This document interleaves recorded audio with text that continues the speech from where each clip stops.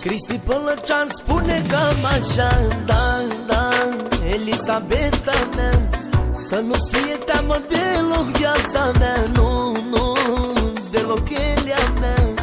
Eu sunt arestat, dar mă întorc la tine. La tine, la tine, la tine, Eli, la tine.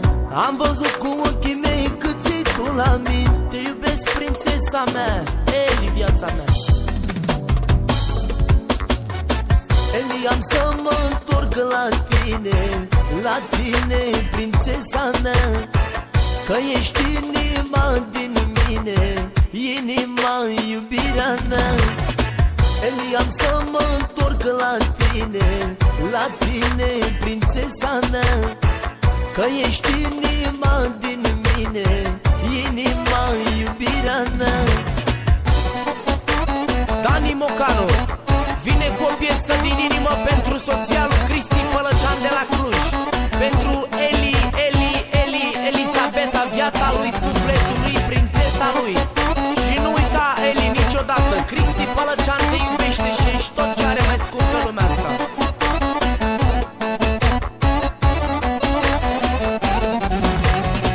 Vreau să-ți mulțumesc că mă ajuți mereu, da, da, Eli, mă ajuți mereu să trec mai ușor peste mandatul meu, da, da, viața mea, sufletul meu.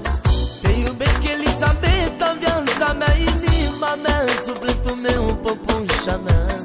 Te iubesc și să n-asculți deloc de lumea rea, de lumea rea, de lumea rea. Eli, am să mă întorc la tine, prințesa mea, că ești inima din mine, inima, iubirea mea.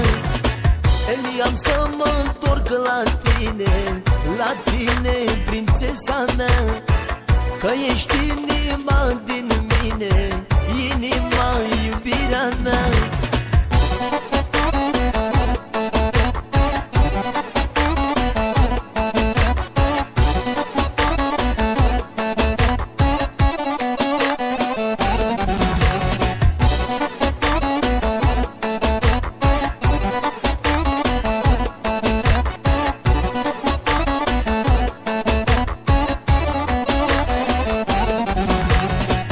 Fără tine nu pot să trăiesc, da, da, Elia mea.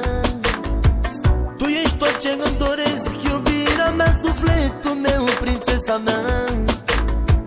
Te iubesc și nu te las pentru alta, iubirea mea, iubirea mea.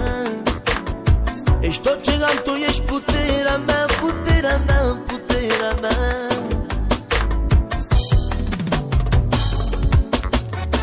Eli, am să mă întorc la tine, prințesa mea, că ești inima din mine, inima, iubirea mea. Eli, am să mă întorc la tine, prințesa mea, că ești inima din mine, inima, iubirea mea.